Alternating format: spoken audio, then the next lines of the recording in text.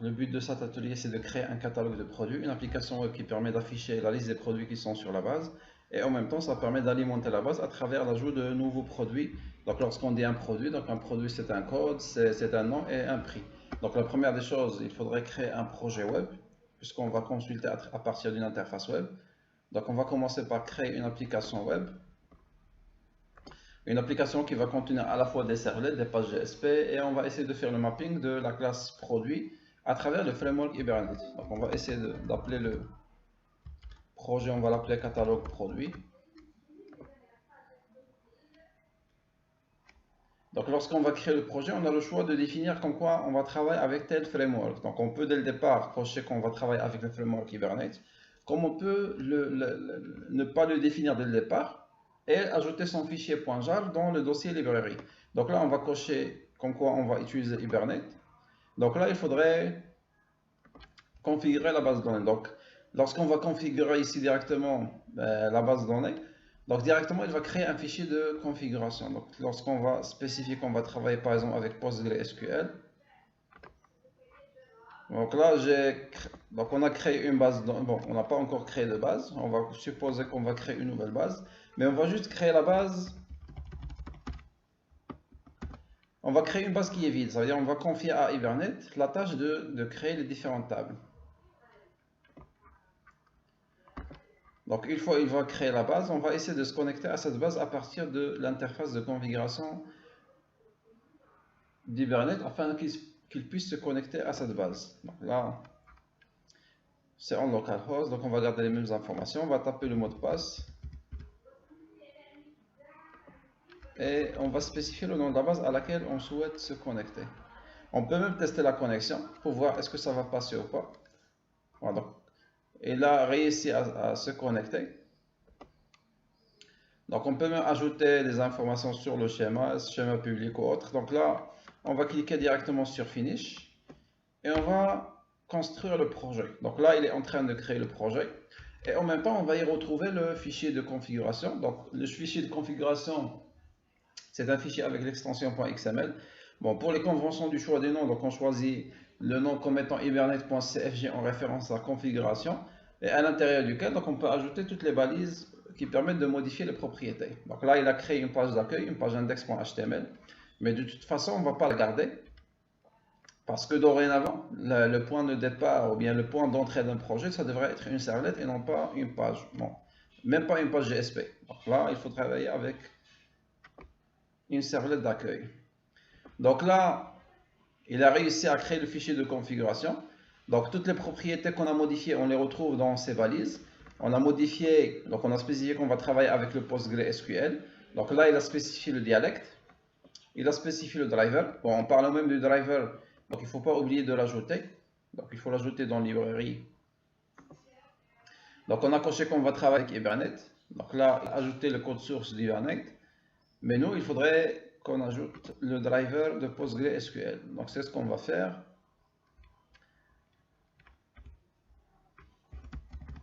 On va ajouter le driver de PostgreSQL.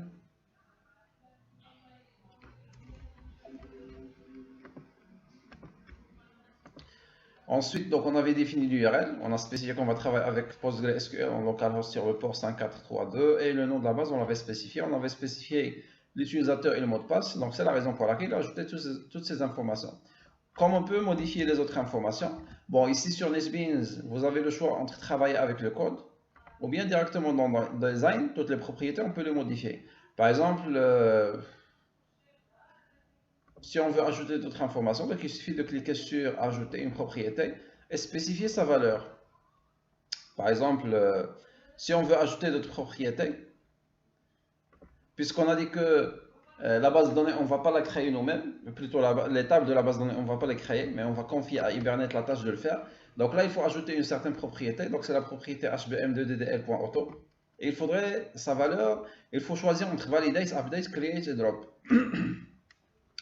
Donc, si on met create, ça veut dire qu'il va, à chaque exécution, il va créer les tables. Le problème, c'est que si jamais les tables, il était là, et il y avait des enregistrements là-dedans, il va recréer les tables, donc on va perdre tout ce qu'il y avait à l'intérieur. Donc create drop, ça veut dire qu'on va créer au début les tables, mais à la fin, lorsqu'on va arrêter l'exécution, on va supprimer ces tables. Mais nous, c'est pas ce qu'on cherche. On cherche à garder les informations sur la base. Maintenant, ce qui reste à faire, c'est entre validate et update. Donc, validate, ça veut dire qu'on ne pas apporter de modifications. Mais là, on n'a pas de table, donc il faudrait les créer. Donc, update, c'est à mi-chemin entre validate et... Donc, c'est la combinaison plutôt de create et de update. Ça veut dire, si jamais il ne va pas retrouver les tables, il va les créer. Si jamais il va retrouver les tables, donc il va pas y toucher, il va les garder. Donc, on va cocher sur OK. Donc la propriété, elle s'est ajoutée sur cette partie-là, mais si on revient vers la source, donc on voit bien que la propriété, donc il a été ajouté comme un code source. Donc on a le choix entre design et source. Donc il y a toutes les valeurs ou bien toutes les propriétés dont on a besoin. Donc tout ça on peut le retrouver. Donc il suffit de cliquer sur ajouter. Et on va retrouver toutes les informations dont on aurait besoin. Donc chaque propriété, donc là c'est... Et là, ces valeurs, donc là, les propriétés de la data source, on y retrouve l'username, password. On peut aussi utiliser le GNDI si on en a besoin. Pour le mapping, donc on va voir qu'on peut soit spécifier un fichier de mapping, soit spécifier une ressource ou bien une classe de mapping. Optionnel, donc il y a des propriétés optionnelles qu'on peut aussi modifier. Configuration propriété. Alors, par exemple, le dialecte, donc automatiquement, lorsqu'on avait choisi le PostgreSQL, donc il a spécifié que le dialecte, c'est le dialecte de PostgreSQL. On peut, par exemple, ajouter ShowSQL. Si on veut que, au fur et à mesure qu'on est en train d'exécuter des tâches, et en même temps, on veut savoir le code SQL qui va s'exécuter sur la console, donc il suffit de mettre la propriété ShowSQL, il faut la remettre à true. Bon, on va supposer que ça, ce sont les informations, bien les propriétés dont on a besoin. Donc ça, c'est le fichier de configuration.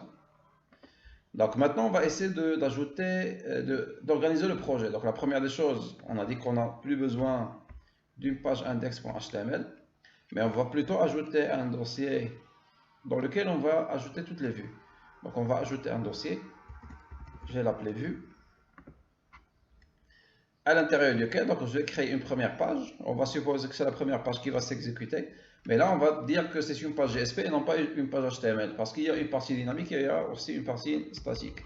Donc cette page, on va l'appeler accueil. Donc d'après l'énoncé dans la page d'accueil, il y a deux parties, la partie statique et la partie dynamique. Donc commençons par implémenter la partie statique. Donc le titre de la page qui s'affiche sur la barre de titre. On va supposer catalogue produit. Par la suite, on va ajouter un formulaire, c'est la partie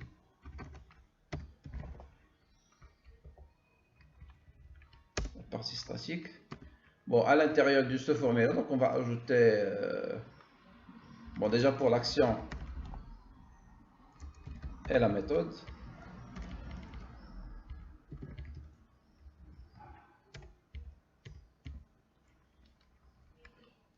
Donc action, c'est la page que va être sollicitée après la validation du formulaire, et la méthode, c'est la méthode d'envoi de la requête. Donc là, on va créer un formulaire. Donc il y a une première partie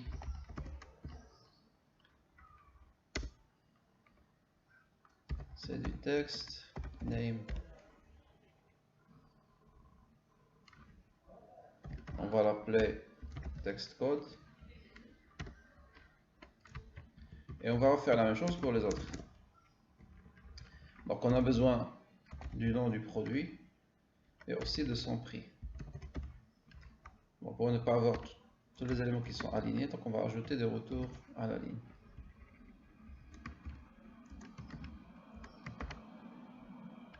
Et bien sûr, dernièrement, donc il y a le bouton, c'est input type submit, et on va y mettre la valeur que doit s'afficher sur le bouton. C'est ajouté. Donc pour l'action, on a dit que ça ne serait pas une page GSP, mais ça serait plutôt une servlette. C'est la raison pour laquelle, de même, sur la partie des fichiers sources, les fichiers sources, bien sûr, on parle de Java. Donc dans le package par défaut, il y a le fichier de configuration. Donc nous, on va essayer d'ajouter d'autres packages. Donc le premier package, c'est le package qui va contenir celui qui va contenir l'ensemble des servlets. Donc on va l'appeler control. Bon, on va y ajouter une servlette.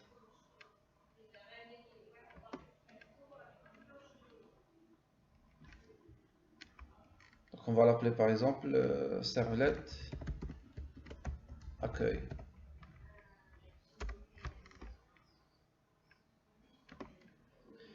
Donc pour la servlette, on a le choix entre le fichier de déploiement. Est-ce qu'on va ajouter la déclaration de la servlette ici, ou bien on va travailler avec les annotations. Donc les deux, ça revient au même. En supposant qu'on avait opté pour le fichier web.xml. Donc le fichier web.xml, on va y retrouver la déclaration de la servlette. Donc ce sont les informations qu'on a ajoutées pour implémenter la servlette. Donc on va les retrouver ici. Bon, pour la servlette, il y a des méthodes qu'il faudrait redéfinir. Donc nous, on va supprimer tout ça. Bon, les deux méthodes qu'on va ajouter, c'est doGet et aussi la méthode doPost. Bon, une question qui peut se poser, pourquoi on va implémenter les deux, sachant que dans le formulaire, il y aurait une seule méthode. Donc, par défaut, lorsqu'on sollicite la servlette pour la première fois, la méthode par défaut, c'est get. Donc, on va supposer que ça, c'est l'équivalent de la méthode init. Et ça, c'est l'équivalent de la méthode qui va être sollicitée après chaque clic sur le bouton. Pourquoi on ne va pas redéfinir la méthode init au lieu de doGet? Le problème dans la méthode init, on n'a pas accès direct à la session parce que l'utilisateur il vient de charger la page. Donc il n'y a même pas de requête. Donc puisqu'il n'y a pas de requête, on ne peut pas lui associer une session. C'est pourquoi on a opté plutôt pour la méthode doGet. Donc là, on va garder l'implémentation pour la suite. Mais avant cela aussi, il faut ajouter un autre package. Donc le package qui va contenir la déclaration de la classe, l'entité persistance à partir de laquelle on va essayer de créer des objets persistants, les associer à une session Hibernate et les envoyer vers la base. Donc là, la classe qui contient l'entité persistance, on va supposer que c'est entité, à l'intérieur de laquelle on va créer une simple classe produit. Et on va y définir les informations qui permettront de définir un produit. Donc dans le formulaire, on a dit qu'un produit c'est un code, un nom et un prix. Donc le code, on va supposer que c'est un entier. Le nom, c'est une chaîne de caractères. Et ça, c'est une valeur réelle. Donc jusqu'à présent, on ne peut pas dire que cette classe est une entité persistante. Pour le garantir, la première des choses, il faut encapsuler les attributs. Les attributs doivent être déclarés comme étant des attributs privés afin de les protéger par rapport à l'accès en lecture-écriture. Également, il faut s'assurer de la présence au moins du constructeur par défaut. Donc lorsqu'on va insérer, donc il faut s'assurer qu'il y a le constructeur par défaut. Bon, on peut ajouter même les autres constructeurs. Grâce à la notion de surcharge, on peut ajouter un deuxième constructeur qui va prendre autant d'arguments que de paramètres. Et bien sûr, puisque les attributs ils sont privés, donc on va supposer qu'on va ajouter les accesseurs et les modificateurs. Donc là, ça permet de répondre aux critères pour dire que c'est une entité persistante. Donc on va essayer de faire le mapping. Bon, le mapping, on va opter pour un mapping par annotation. Donc pour dire que cette classe est une entité persistante, donc la première des choses, il faut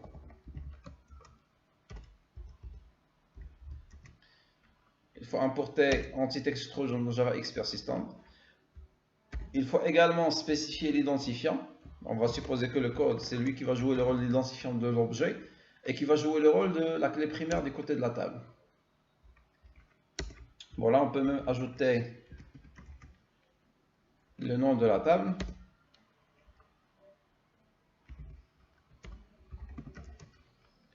Bon, le nom, on va supposer que c'est table produit. Donc, si jamais on ne va pas mettre table name égale table produit, donc il va créer la table avec le même nom que la classe. Supposons cette fois-ci, on ne veut pas garder les mêmes noms pour les attributs par rapport à ceux qui seront utilisés comme des colonnes de la table. Donc là, il faut ajouter plutôt colonne. Et dans chaque colonne, on va mettre name égal. Sinon, si on veut garder le même nom, donc c'est pas la peine de mettre colonne, on est obligé juste d'ajouter l'identifiant. La dernière étape pour dire que cette classe c'est une classe persistante, c'est la définir dans le fichier de configuration. Donc on peut même, bon, soit on peut le mettre directement ici, mapping classe est égal et le nom de la classe. Sinon, si on veut le faire directement à travers cet assistant, donc on peut ajouter add dans mapping. Bon, c'est pas une ressource, c'est pas un fichier, ni un fichier JAR, ni un package, mais c'est juste une classe. Donc on va cocher ici classe. Et dans entité, on va retrouver la classe produit. Et on va la sélectionner. Donc automatiquement, ça revient juste à ajouter la balise dont on a parlé. Mapping class est égal et le nom de la classe avec son chemin si elle se trouve dans un fichier de configuration. Parce que n'oubliez pas que le fichier de configuration, il est sur le package par défaut.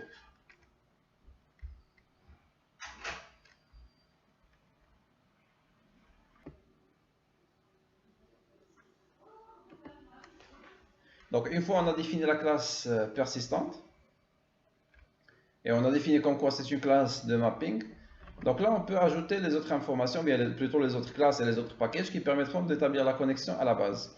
Donc l'étape qui devrait venir juste après, donc c'est la définition. Déjà on va ajouter un package qui va contenir,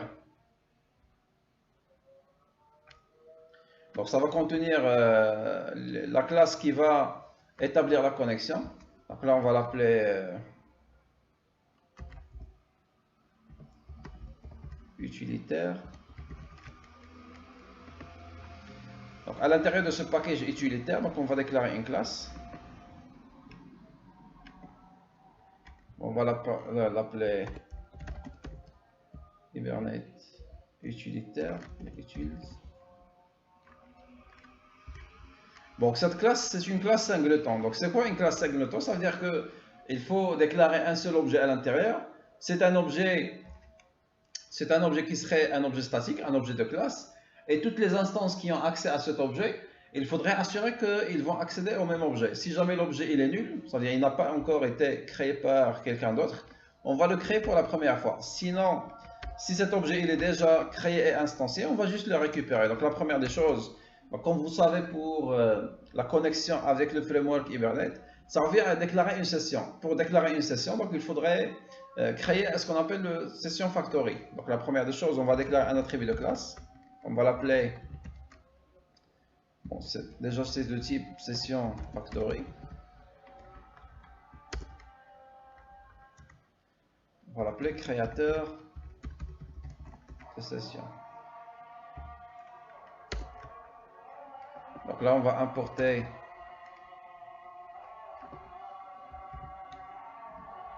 session factory.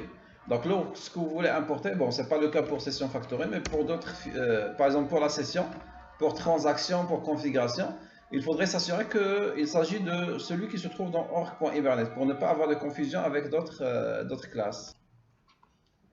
Donc une fois on va créer cet attribut de classe, donc on va créer le constructeur. Donc ce constructeur, il aurait la tâche d'instancier cet objet. Donc dans le constructeur, on va juste ajouter un test. Si jamais l'objet il existe, on va le récupérer. Si jamais il est toujours nul, on va essayer de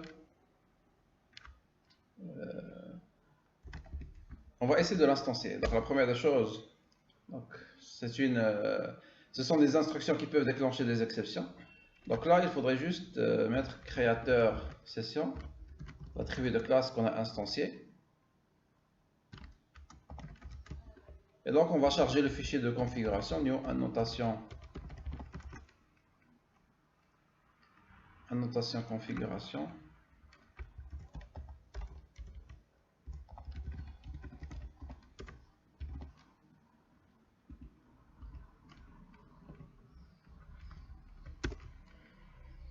Alors, donc là, il faudrait s'assurer qu'il s'agit bel et bien de l'annotation configuration qui se trouve dans le framework Hibernate. Et par la suite, on va configurer à travers le fichier de configuration. Donc c'est le fichier hibernate cfg.xml. Hibernate.cfg.xml. Et on va le créer. Build session factory. Bon, même il va barrer ces fonctions, mais c'est juste, donc c'est toujours fonctionnel, sauf que dans des mises à jour, il y a des améliorations, il y a d'autres versions de cette méthode qu'on peut ajouter, par exemple à travers le build register, donc bon, on n'en a pas besoin, donc on peut garder ça. Donc dans le catch, on va ajouter stack trace.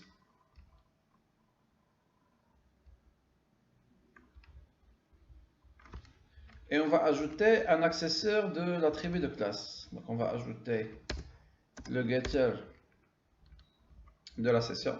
Sauf qu'ici on va, avant cela, avant de le récupérer, donc on va faire un simple test. Si créateur session, ou bien la session factory qui est l'attribut de classe est égal à nul, ça veut dire qu'il n'a pas été instancié auparavant,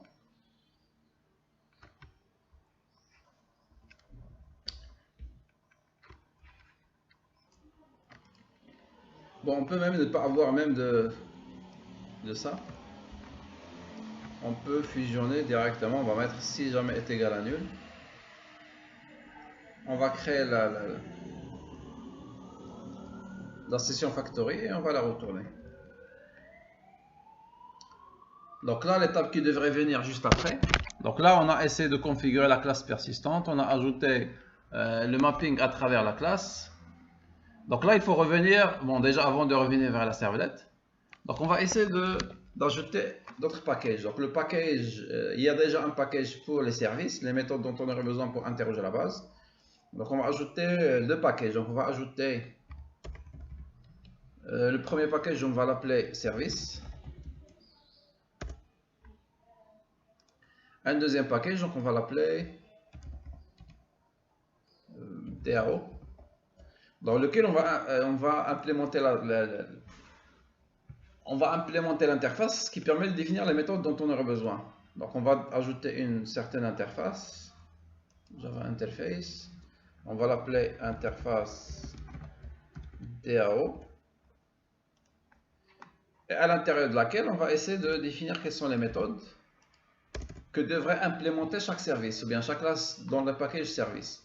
Bien sûr, lorsqu'on cherche à manipuler une base, donc on aurait besoin d'une méthode pour créer, une méthode pour mettre à jour, une méthode pour supprimer, et une méthode pour récupérer.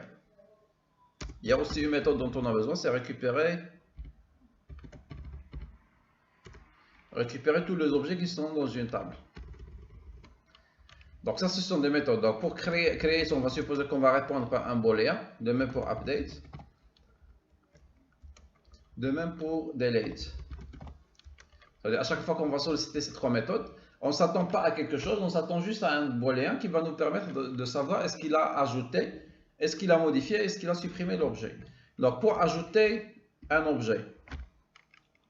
Bon, supposons que cette interface est une interface juste pour les produits. Donc on va supposer que pour ajouter un produit, on doit spécifier le produit. Pour mettre à jour le produit, la même chose. On doit spécifier les informations sur le produit. Mais pour la suppression, bien sûr, on ne va pas supprimer avec produit, mais on supprime par clé primaire du côté de la table. Donc au niveau de la classe, on va supprimer par le code. Bon, pour récupérer, on a besoin du code pour récupérer un objet. Mais pour récupérer tous les objets, donc pas la peine de spécifier quoi que ce soit. Bon, pour le type de retour de récupérer, on va lui donner le code, il doit nous répondre par le produit. Alors que du côté de récupérer tous les objets, on va supposer qu'on va récupérer une liste de produits. Donc, produit n'est pas sur un même package, donc il faudrait importer.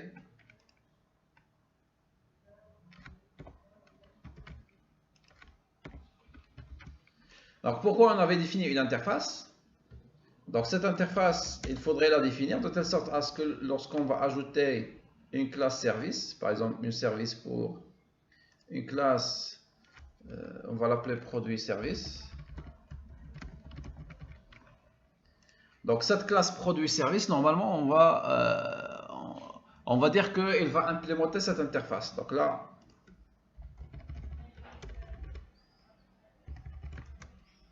implements, et on va dire qu'il va implémenter l'interface DAO. Bien sûr, il faudra l'importer, ils ne sont pas sur le même package.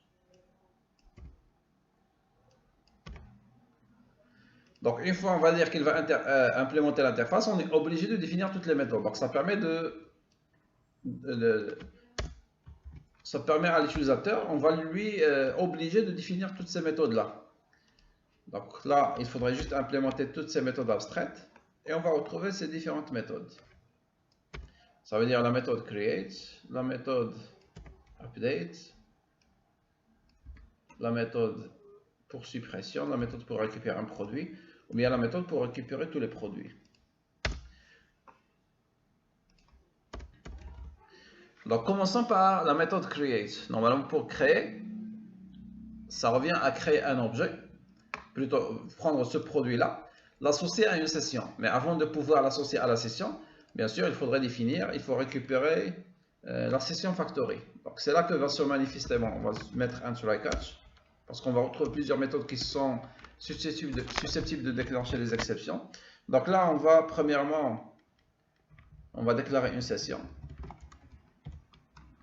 Donc il faut faire attention avec la session, c'est pas une session, c'est la session d'hiverner, c'est pas autre session. Donc là, il faut récupérer la session. Normalement, la session, il faut l'ouvrir à partir de session factory. Donc c'est là qu'on va solliciter cette classe qu'on vient de définir. Donc on va solliciter le nom de la classe. Donc la session factory, on l'avait définie comme une variable statique, c'est une variable de classe. Donc pour la récupérer,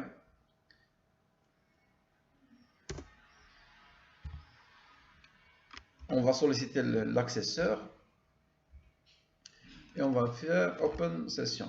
Donc pourquoi on a passé par cette classe singleton? Comme ça, si on va refaire la même chose par exemple du côté de la classe update et on va solliciter les deux create et update, on est sûr que la session factory, on va la créer une seule fois. Là, supposons que create ou bien cette instruction, que c'est la première qui va être sollicitée, on est sûr que là on va créer la session factory pour la première fois parce qu'on va solliciter les instructions qui sont dans le test.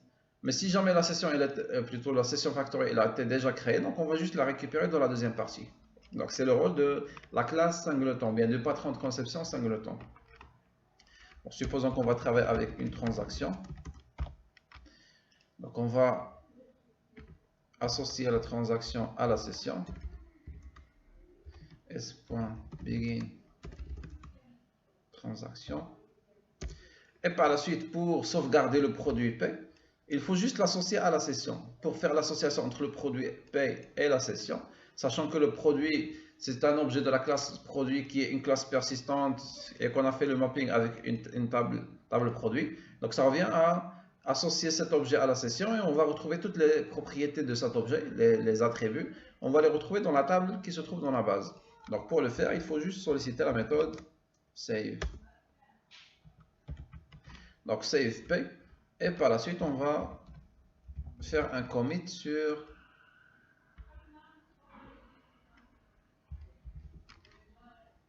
la transaction.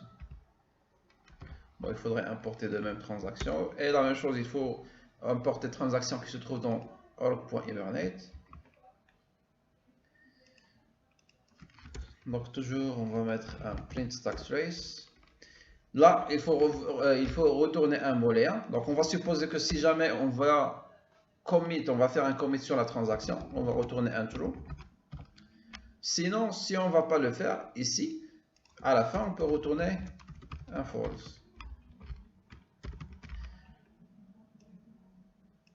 Bon, sinon, s'il y a un problème, on va afficher l'exception et on va retourner false. Donc, comme ça, on va retourner true si jamais on a exécuté toutes les instructions, on a validé la transaction. Sinon, s'il y a un problème avant de valider la transaction, donc on va retourner le false. Et c'est la même chose qui va se répéter dans presque toutes les méthodes.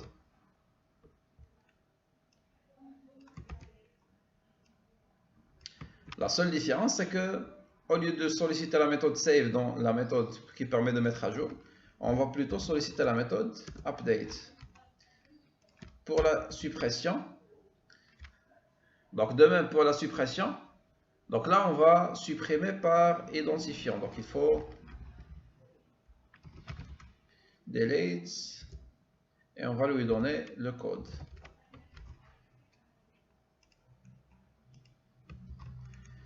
Bon, pour la récupération, bon, plus ou moins c'est pas, disons que c'est la même chose, c'est le même principe. Sauf qu'ici, on va déclarer un produit résultat. C'est le produit qu'on va retourner. Bon, on va l'initialiser par nul. Et c'est le produit qu'on va retourner à la fin. Voilà, on n'a plus besoin de retourner des valeurs booléennes. Maintenant, qu'est-ce qui va se passer? Au lieu de mettre un save, plutôt on a besoin de récupérer. Donc get. Sauf que get là, il prend deux valeurs. Bien deux informations. La première, c'est la classe à partir de laquelle on cherche à charger cet objet P. Et la deuxième des choses, c'est l'identifiant code.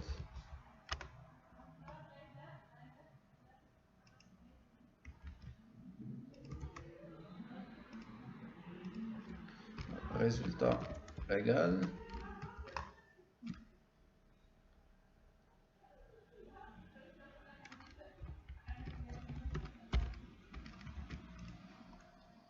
Maintenant, pour récupérer tous les objets, là, il faut utiliser des requêtes. Donc là, on va utiliser une requête.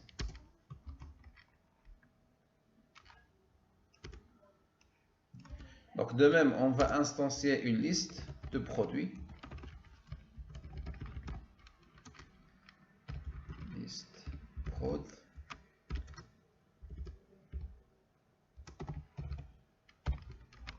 Elle est nulle.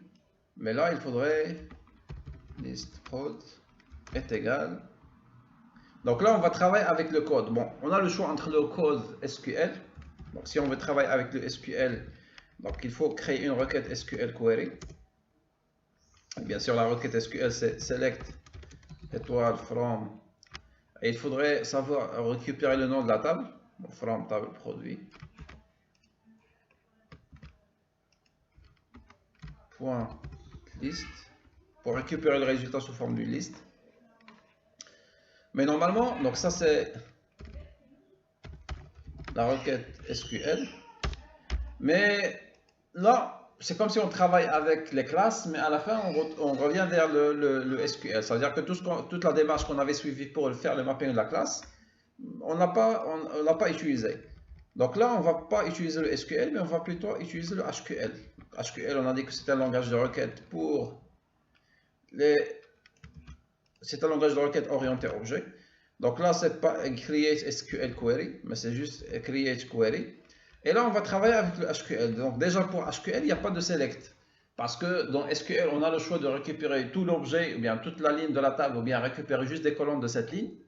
Mais pour le Hibernate, puisque c'est orienté objet, on ne peut récupérer que tout l'objet. Donc il n'y a pas de select. On ne peut pas récupérer juste une partie de l'objet.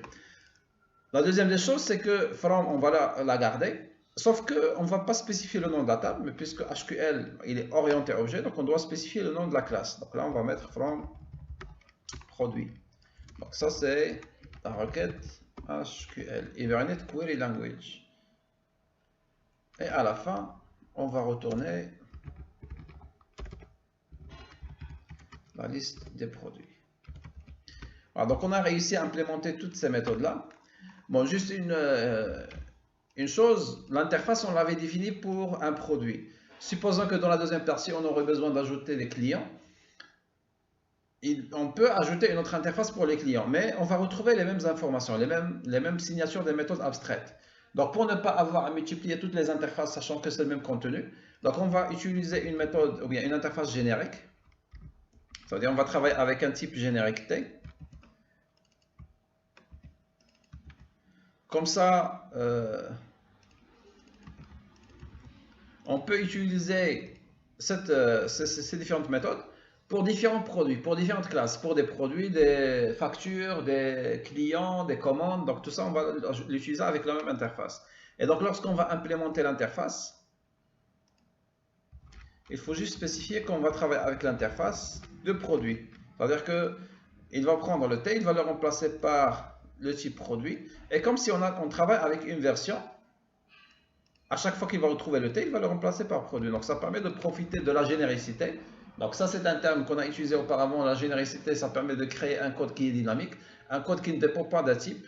C'est-à-dire que lors de l'initialisation, lorsqu'on va appeler cet objet, donc c'est là qu'on va définir le type. Et comme ça, on va profiter de la même classe, du même code pour l'utiliser avec différents types. Donc on a créer le service. Donc là, ce qu'il faut faire, bon déjà, on va revenir vers la servlette, mais avant cela, on va dire que le point d'accueil de ce projet, donc c'est la servlette. Donc pour cela, le welcome file, ça serait plus la page index, mais ça serait la servlette.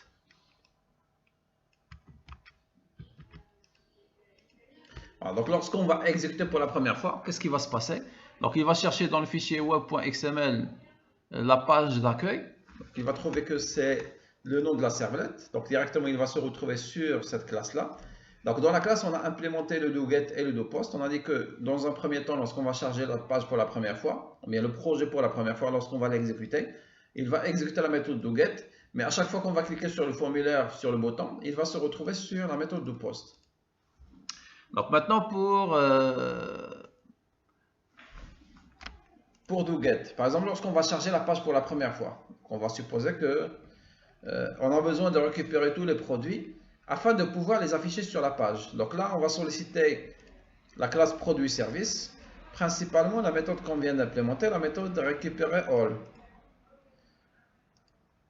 Donc pour implémenter ou bien solliciter cette méthode, donc il faut commencer par déclarer un produit service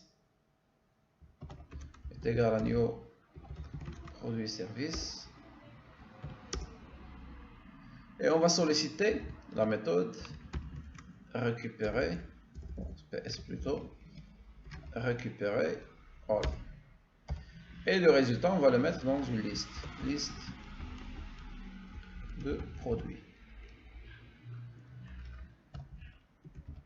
liste prod égale il faut importer la classe produit et importer la liste de java.util.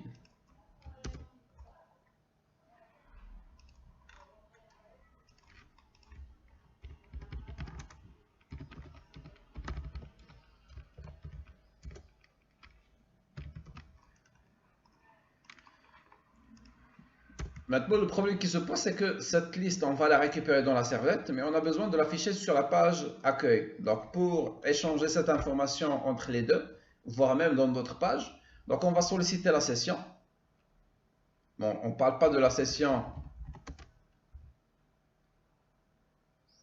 de Hibernate, mais on parle plutôt de la session de la page. C'est-à-dire, on va la récupérer depuis request.getSession.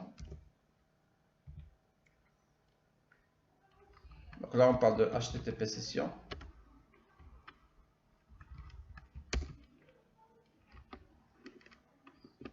Bon, sinon, directement, on va récupérer la session HTTP et on va ajouter cet attribut dans la session. Set attribute listProd et la variable qu'on va y mettre, donc c'est listProd. Bon, on a choisi le même nom, on n'est pas obligé de le faire. Et bien sûr, une fois on va le mettre dans la session, il faut qu'on passe de la servlette vers la page accueil. On passe de la couche contrôle vers la couche vue afin de visualiser cette page du côté de l'utilisateur. Donc pour cela, il faut utiliser le getRequestDispatcher qui permet de dispatcher les requêtes. Donc normalement, on devrait se retrouver dans la page accueil qui se trouve dans le package vue. Donc on doit mettre vue-accueil.gsp et par la suite on va forwarder. On va solliciter la méthode forward. C'est-à-dire lorsqu'on va charger pour la première fois, il va charger tous les produits qui sont sur la base, il va les mettre dans la session et on va se retrouver dans la page accueil. Donc lorsqu'on va se retrouver sur la page accueil, on va retrouver le formulaire et aussi dans la deuxième partie, donc il faut afficher la liste des produits. Bon, pour l'instant, la base de données elle est vide. Donc pour cela, on va implémenter même la partie doPost. Maintenant, dans doPost, ça veut dire qu'on était déjà sur la page et on a implémenté, on a ajouté ces informations sur le formulaire et on a cliqué sur le bouton. Et donc normalement, donc déjà ici dans la méthode, c'est post et l'action, c'est la servlette. Comme ça, il va, à chaque fois qu'on va cliquer sur le bouton, on doit se retrouver sur la servlette. Maintenant, pour la méthode doPost, donc la première des choses, il faut récupérer les informations qui étaient dans le formulaire. Donc, getParameter, Le premier, on l'avait appelé text code. Le deuxième, on l'avait appelé text nom. Le troisième, c'est text prix.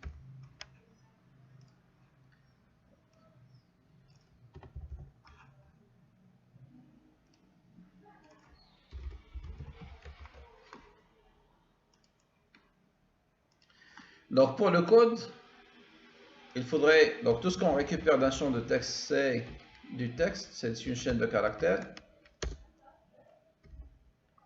Il faudrait faire un parse avant de le stocker dans un entier. La même chose pour le nom. Request get parameter text nom. Et pour le prix, c'est un double. Rec.get parameter text, bon, text prix. Il faut juste ajouter de même le cast, faire un double, donc c'est double.parse double. Donc là, on a pu récupérer les trois informations. Une fois on récupère les trois informations, donc on peut créer un objet. On peut créer un objet produit, new produit, et on va solliciter le constructeur qu'on a ajouté dans le produit, qui permet d'instancer les trois valeurs à la fois. Donc new produit, code. Donc là, on a réussi à créer un produit. Donc le produit, on l'a créé à partir d'une entité persistante. Donc ce qui reste à faire, c'est de l'associer à une session. Et pour l'associer à une session, donc on va directement solliciter le service, la méthode, le service qu'on a implémenté dans la couche service, c'est la méthode create. Donc là, on va solliciter la classe produit service. Et principalement, on va solliciter la méthode create le produit pay.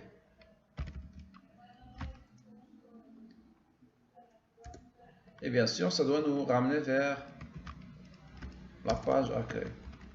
Bon, normalement, avant de nous ramener vers la page d'accueil, puisqu'on a ajouté un nouveau produit, donc il faut mettre à jour le contenu de la liste des produits qu'on a mis dans la session. Donc ces deux instructions, on doit les répéter. À chaque fois qu'on ajoute un produit, bon, on peut même ajouter un test booléen. Donc on va solliciter la méthode createP. Si jamais le B est égal à true, on va remettre à jour le contenu de la session. Si jamais c'est égal à false, on va ignorer. Tout ce qui était dans la session, on ne va pas le modifier. Puisqu'on n'a pas ajouté un nouveau produit, donc ce n'est pas la peine de... Bon, normalement, même si on ne met pas ce test, c'est juste. Sauf que on cherche juste à optimiser pour ne pas recharger les produits. Si jamais on n'a pas ajouté quelque chose dans la base, voilà, donc on n'a pas ajouté quelque chose dans la liste des produits qui est alimentée depuis la base. Donc pour cela, on va vérifier dans un premier temps est-ce que le serveur il est démarré. Donc on va essayer de démarrer le serveur.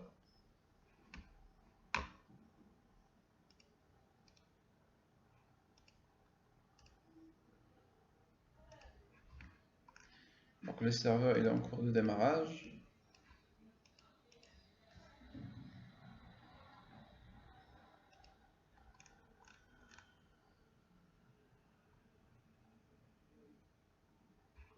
Donc une fois vous allez retrouver ce bouton, ça veut dire que le serveur il est démarré. Donc là on va exécuter directement notre projet.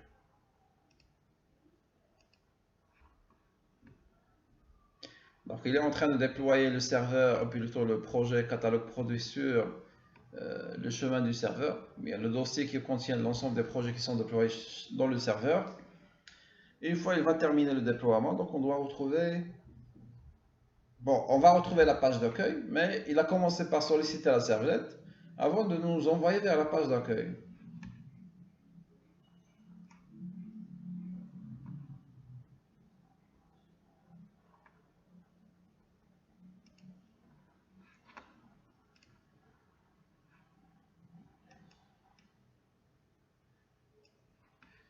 Donc, il est en train de solliciter le projet. Donc, la première des choses, il va chercher dans le fichier web.xml quelle est la page d'accueil. Donc, la page d'accueil, c'est servlette accueil.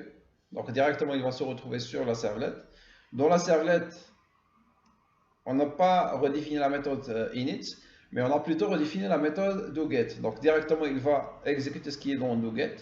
Il va essayer de d'exécuter, de démarrer le produit-service, la classe service-produit. Et directement, il va trouver que le produit, c'est une classe persistante. Donc, si on essaie de vérifier, il a créé la table. La table, il s'appelle table produit, à l'intérieur de laquelle il y a 3 colonnes. On n'a pas changé le nom des colonnes. Donc, on va retrouver comme quoi c'est le code, c'est le nom et c'est le prix. Donc, maintenant, on a chargé le formulaire. Donc, dans un premier temps, on a sollicité la méthode toGet. Mais lorsqu'on va cliquer cette fois-ci sur le bouton ajouter, la méthode, c'est post. Donc, directement, il doit se retrouver dans nos postes. Il doit récupérer ce qu'on va saisir sur les 3 champs de saisie, faire les conversions nécessaires, le mettre dans un objet produit et l'envoyer vers la base. Donc, on va essayer d'ajouter, de tester avec un produit.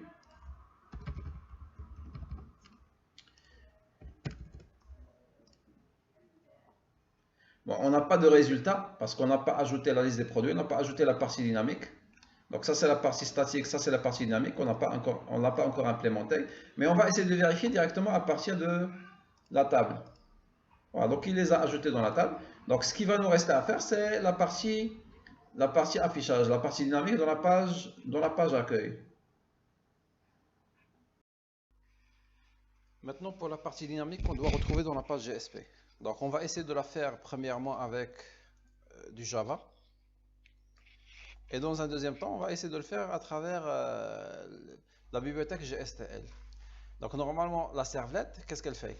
Elle récupère la liste des produits, que ce soit pour la première exécution, c'est-à-dire la méthode doGet, ou bien pour les autres exécutions antérieures, c'est-à-dire le doPost. Donc toujours le service des produits. Donc il sollicite la méthode récupérer all, qui permet de récupérer tout le contenu de la base. Bon, jusqu'à présent, on a un seul produit qu'on a ajouté dans la base. Donc, il permet de récupérer tous les produits qui sont sur la base et les mettre dans la session. Donc, cet attribut-là, c'est ce qu'on doit récupérer du côté de la page. Donc, la première des choses,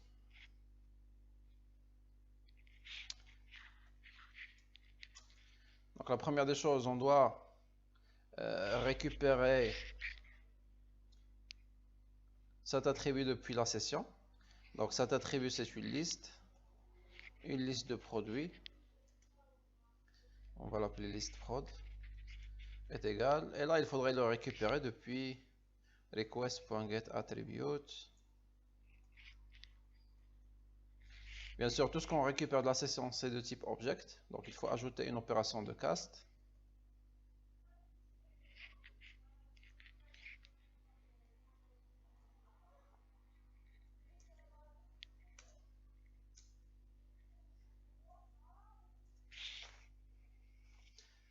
Donc, une fois on le récupère, donc on devrait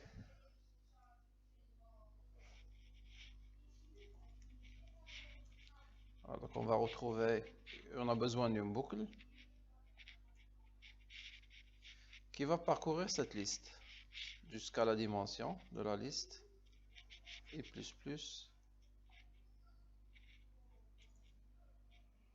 Donc à chaque itération, qu'est-ce qu'on doit faire? Bon, déjà il faut ouvrir la balise de table. Donc là, il faut ouvrir la balise dans un house.println parce que c'est du HTML et on est à l'intérieur de Java. Et il faudrait la fermer à la fin. Maintenant, dans chaque itération, la même chose, il faut ouvrir une balise TR, table row, qui permet de définir une nouvelle ligne. Et il faudrait la fermer à la fin.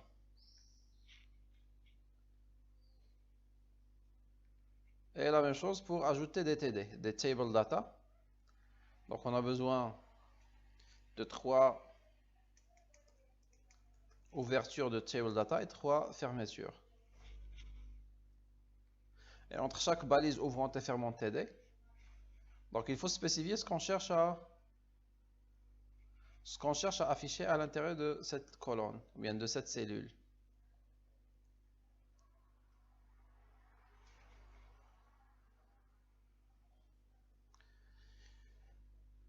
Donc on cherche à récupérer les codes des produits.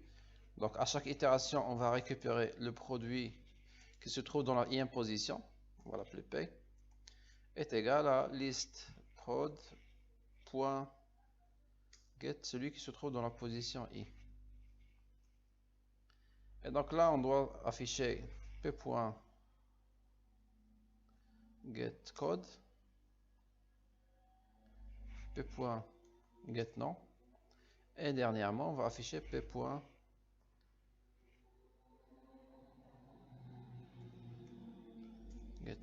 et p.getPrix.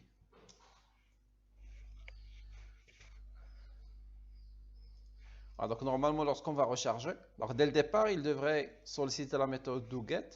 Et doGet, il charge les produits dans la session et nous envoie vers la page vue accueil.gsp. Et la page vue accueil.gsp, il récupère ce qu'on a mis dans la session, il permet de l'afficher dans une table. Donc là, on va essayer de retester encore une fois.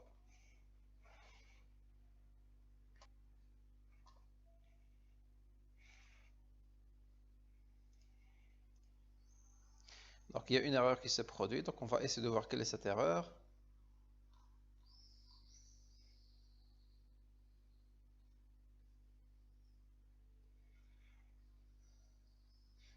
Null pointer exception.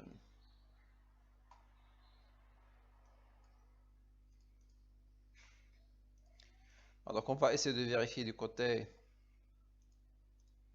Bon, là c'est pas, donc c'est request. Donc là on récupère la liste. Bon, là c'est request.getSession.getAttribute. Et on va essayer de tester.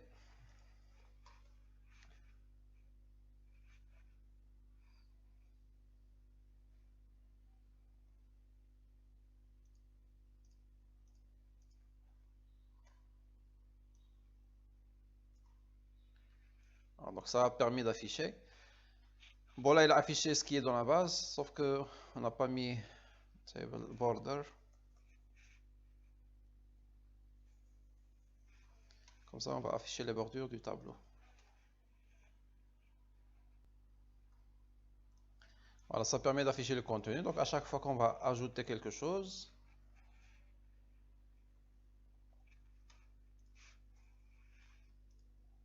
automatiquement il va l'actualiser et on va retrouver, donc à la fois il va l'ajouter sur la table de la base, et en même temps ça permettrait de l'afficher parce que c'est ce qu'on a mis dans la session, c'est une vue dynamique de ce qui est sur la base. Donc là on va essayer de faire la même chose, mais cette fois-ci avec la GSTL. Vous allez vous apercevoir que parfois l'utilisation de la GSTL elle est mieux que de travailler avec le langage Java. Premièrement, ça permet d'avoir du code qui est plus correct, plus clair, parce qu'on ne va pas basculer entre Java et HTML, mais on va directement travailler avec des balises. Donc là, on va rester sur du HTML. Donc, on va directement écrire les balises sans avoir à mettre un outprintln. Deuxièmement, bon, avant d'utiliser la GSTL, bien sûr, il faudrait la déclarer. Donc là, on a besoin d'utiliser celle de la GSTL core pour les entrées-sorties. Et le préfixe, on va mettre C. Donc la première des choses, on aurait besoin de déclarer une variable. Donc on va écrire l'équivalent de cette ligne. Donc c'est la déclaration d'une variable. Set. On va définir le nom d'une variable. Donc le nom var, c'est l'équivalent de listprod. Bon, on va essayer de garder les mêmes noms de variables, comme ça on va faire le lien entre les deux. Et pour la valeur, bon, puisque ce n'est pas une valeur qu'on va récupérer directement, mais c'est une valeur, c'est une expression, donc on doit solliciter l'expression EL, et à l'intérieur de laquelle on va mettre donc tout ce qu'on va récupérer de la session, donc il faut le récupérer de l'objet session scope, point, et on va mettre le nom de la variable.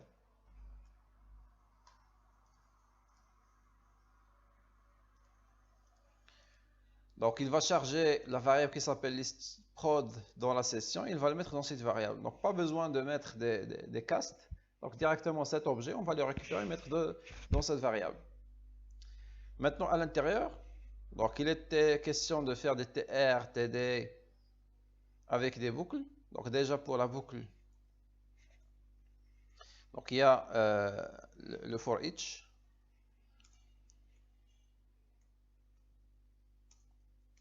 Donc pour le for each, il faut à la fois spécifier la variable qu'on va utiliser. De même, puisque ce n'est pas une chaîne de caractères, mais plutôt une variable, donc on va solliciter le nom de la variable qu'on avait définie, listProd.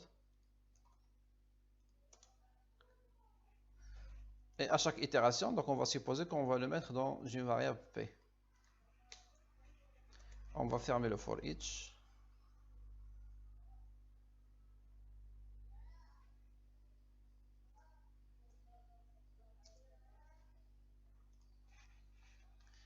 Maintenant, à chaque itération, qu'est-ce qu'on va faire? À chaque itération, on a besoin d'un TR, de fermer le TR à la fin.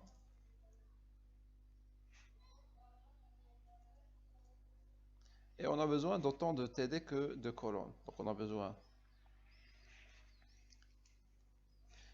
de 3 balises TD ouvrantes et 3 balises TD fermantes.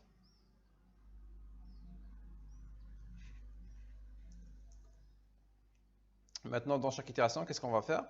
Par exemple, là, on a besoin de p.code.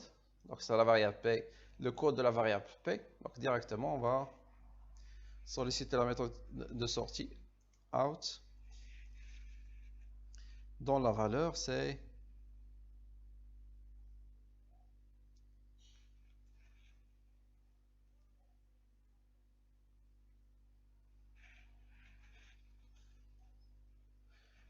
p.code.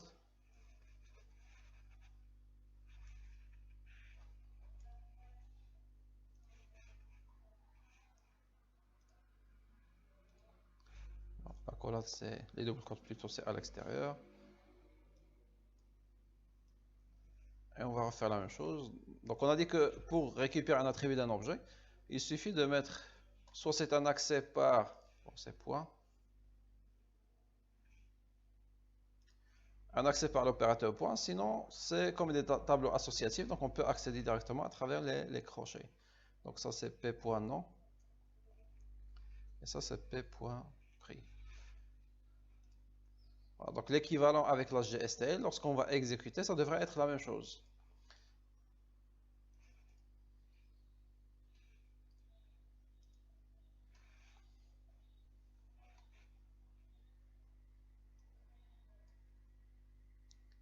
Voilà, pour les deux, ça permet d'afficher les deux articles qui sont sur la base de données. Supposons qu'on va ajouter un autre. Voilà, il va l'actualiser sur la version avec du Java, sur la version avec la GSTL, et bien évidemment aussi du côté de la base de données. Donc c'est une vue dynamique de ce qui est sur la base.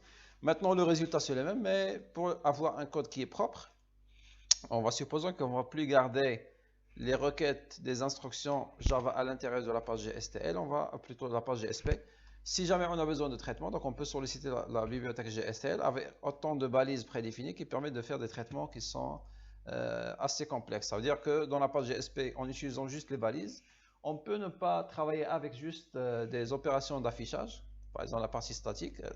On peut également travailler avec la partie dynamique en sollicitant la bibliothèque GSTL. Donc là, c'est plutôt une fermeture du tableau.